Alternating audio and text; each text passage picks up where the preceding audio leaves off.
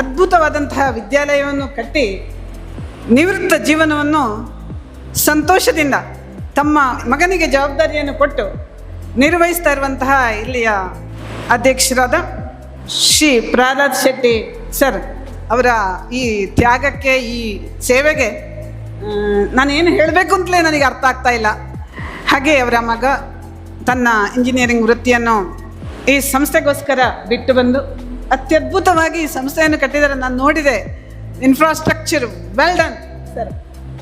Congratulations for such a wonderful building.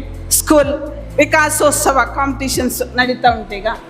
ಅದರಲ್ಲಿ ತೊಡಗಿಕೊಳ್ಳೋದು ಎಷ್ಟು ಸಾಧ್ಯವೋ ಅಷ್ಟು ಪ್ರೈಸ್ ಬರಬೇಕು ಅಂತ ಇಲ್ಲ, ಅನುಭವ ಮುಖ್ಯ.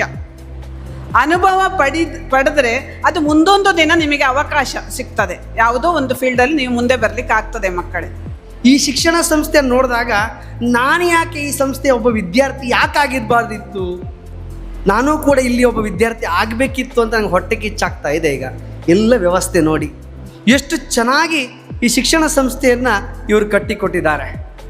ಬಹಳ ಖುಷಿ ಆಗ್ತಾ ಇದೆ. ಇದೊಂದು ಅವಕಾಶ ನಿಮ್ಮ ಪಾಲಿಗೆ ಸಿಕ್ಕಿದೆ. ನೀವೆಲ್ಲರೂ ಕೂಡ ಇದರಲ್ಲಿ ತೊಡಗಿಸಿಕೊಂಡಿದ್ದೀರಿ. ಇನ್ನೇನು 3 ದಿನ ಇಲ್ಲಿ ಈ ಒಂದು ಕಲೋತ್ಸವ ಎನ್ನುವಂಥ ಒಂದು ಅದ್ಭುತವಾದಂಥ ಸಾಂಸ್ಕೃತಿಕ ಕಾರ್ಯಕ್ರಮ ಏನಾಗ್ತಾ ಇದೆ ಅದರಲ್ಲಿ ನೀವು ಭಾಗಿಯಾಗ್ತೀರಿ. ಇಲ್ಲಿ ಅಪ್ಪ ಮತ್ತು ಮಗ ಇಬ್ಬರು ಸೇರಿಕೊಂಡು ಈ ಒಂದು ಹಳ್ಳಿಯ ಒಳಗಡೆ, ಯಾಕಂದರೆ ಹಳ್ಳಿಯಲ್ಲಿ ಏನು ಸಿಗೋದಿಲ್ಲ ಸಹಜವಾಗಿ, ಆದರೆ ನಾನು ಸಿಟಿಯಲ್ಲಿದ್ದವ 15 ವರ್ಷದಿಂದ ನನ್ನ ಮಗನನ್ನು ಕೂಡ ಸಿಟಿಯಲ್ಲಿರುವಂಥ ಒಂದು ಶಾಲೆಗೆ ಹಾಕಿದ್ದೇನೆ. ಕೇವಲ ಕಟ್ಟಡದೊಳಗಡೆ ಇದ್ದಾನಂತ ನಾನು ಬೇಸರದಿಂದ ಹೇಳ್ತಾ ಇದ್ದೇನೆ. ನೀವೆಲ್ಲ ಪುಣ್ಯಾತ್ಮರ ಮಕ್ಕಳೇ. ಖಂಡಿತ ನಿಮ್ಮನ್ನು ನೋಡಿದಾಗ ನಾನು ಹೊಟ್ಟೆ ಕಿಚ್ಚಾಗ್ತಾ ಇದೆ, ನನ್ನ ಮಗನಿಗೆ ಈ ಅವಕಾಶ ಇಲ್ಲ ಅಲ್ಲ ಅಂತ.